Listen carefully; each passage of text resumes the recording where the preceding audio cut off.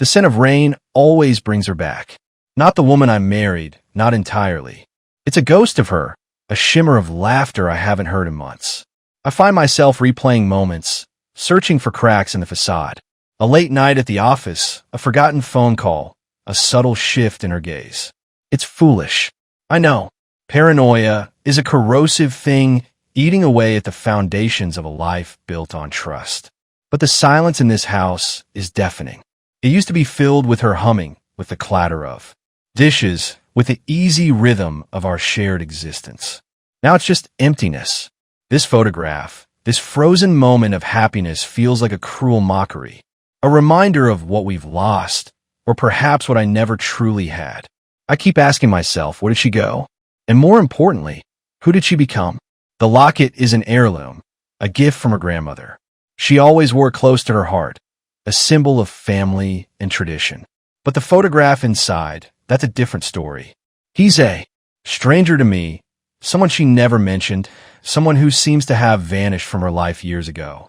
I found it tucked away in a jewelry box, hidden beneath layers of other trinkets. A sudden sharp pang of something I can't quite name. Jealousy, perhaps, or simply a profound sense of betrayal shot through me. It's a whisper of a past life, a life she kept carefully concealed, a life that now feels more real than the one we share. The weight of the locket in my hand is surprisingly heavy, a physical manifestation of the secrets she's been carrying. I used to find solace in the city's energy, in the anonymity of the crowds. Now it just feels like a vast, indifferent landscape. Each light represents a life, a story, a connection, and I feel utterly disconnected from them all. I walk through our house, a stranger in my own home. The objects that once held meaning, the paintings, the furniture, the photographs, now feel hollow and empty. They're just reminders of a life that's slipping away. I try to rationalize it to find a logical explanation for her behavior. But there's no logic in love, only emotion. And right now, my emotions are a tangled mess of anger, sadness, and confusion. The text message arrived at 3 a.m. No name, just a location, the Blue Moon, a bar we haven't been to in years. A chill ran down my spine. It wasn't the message itself, but the way it was written, the urgency, and the tone. It felt secretive. I tried to dismiss it as a mistake, a wrong number, but a nagging doubt persisted. I started replaying our conversations, searching for clues, for hints of something hidden. Had I been blind to the signs all along? The Blue Moon. It's where we had our first date, where we shared our dreams and aspirations. Now it feels like the beginning of the end. She's always been a creature of the city, drawn to its energy and its anonymity. But tonight, she seems lost in thought, distant and preoccupied. I catch her staring out the window, her gaze fixed on the distant lights. It's as if she's searching for an escape, a way out of the life she's built. I want to reach out to her, to ask her what's on her mind, but I hesitate. I'm afraid of what I might find, afraid of the truth. The city lights seem to mock me, their brilliance a stark contrast to the darkness that's encroaching on our lives. I can't sleep. My mind races, replaying every moment, every conversation, every glance. I'm consumed by doubt, by suspicion, by a growing sense of betrayal. I feel like I'm losing my grip on reality, that I'm teetering on the edge of a breakdown. I try to distract myself, to occupy my mind with work, with chores, but nothing seems to work. The silence in the house is suffocating, amplifying my anxieties. I feel like I'm suffocating, trapped in a web of deceit and lies. The Blue Moon, it's not the place for happy memories. It's a place of shadows and secrets, of whispered conversations and hidden desires. The air is thick with the scent of stale beer and regret. I ordered a whiskey neat. It burns going down, a fitting metaphor for the pain in my chest. I watch the other patrons, their faces blurred and indistinct. They seem to have a story, a connection, a life. And I feel utterly alone. I'm waiting for her, waiting for answers, waiting for the truth to finally surface. She arrived exactly on time, her face pale and drawn. She looked different, more vulnerable, more exposed. I couldn't quite read her expression. Was it fear, guilt, or something else entirely? She avoided my gaze, her eyes darting around the room. The silence between us was thick with unspoken words, with secrets and lies. I felt a surge of anger, a burning desire to confront her, to demand answers. But I held back, afraid of what I might discover. The tears welled up in her eyes, unexpected and heartbreaking. They streamed down her cheeks, silent and unstoppable. She didn't try to wipe them away, didn't offer any explanation, just let them fall. And in that moment, I saw the truth. I saw the pain she'd been carrying, the burden she'd been bearing. It wasn't about me, not entirely. It was about her, about a life she'd been desperately trying to escape. Why? The question ripped from my throat, raw and painful. She didn't answer, just looked down at her hands, twisting her fingers nervously. The silence stretched between us, heavy and suffocating. I wanted to scream, to lash out, to demand an explanation, but I couldn't. I was paralyzed by the shock, by the betrayal. I made a mistake, she finally whispered, her voice barely audible. A mistake? That's all she could call it? A mistake that had shattered our lives. I reached out and touched her hand tentatively, hesitantly. It was cold, clammy, a stark contrast to the warmth I'd always associated with her.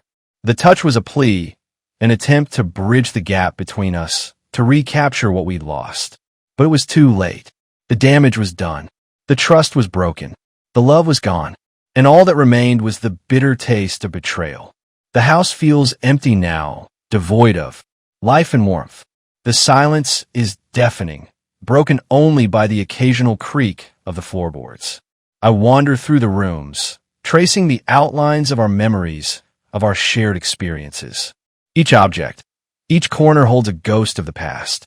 It's a painful reminder of what we once had, of what we've lost. I can't bring myself to touch anything. Afraid of disrupting the fragile peace, I come here to the beach to escape the silence, to find some solace in the vastness of the ocean. But it's no use. The waves crashing against the shore echo the turmoil in my heart. The ocean is a constant reminder of the endless possibilities. The path's not taken. I feel like I'm adrift lost at sea with no land in sight. I found this photograph tucked away in a drawer, a relic from my happier time, a time when our love felt boundless, when our future seemed limitless. We were young, carefree, and full of hope. We had dreams, aspirations, a shared vision for the future. Now it feels like a cruel joke, a reminder of what we've lost. I don't recognize the man staring back at me in the mirror. He's a stranger, haunted by regret and sorrow. The years have taken their toll, etched lines of worry and disappointment on his face. I see the pain in his eyes, the weariness in his posture. I see the ghost of the man I once was, the man who believed in love and happiness. She hasn't spoken much since everything happened. She's withdrawn, distant, lost in her own world. I try to reach out to her to offer comfort, but she deflects my attempts. She keeps her distance, building a wall around herself. I understand to a certain extent. She's trying to protect herself, to shield herself from further pain. The city at night feels like a labyrinth, a maze of shadows and secrets. Each street corner holds a memory, a ghost of a moment we shared. I walk without purpose, aimlessly wandering through the darkness, trying to outrun the pain, but it follows me. A relentless shadow. The rose. I left it on the table. A symbol of our love, a reminder of what we've lost. Now it's wilting, decaying, a testament to the fragility of beauty and happiness.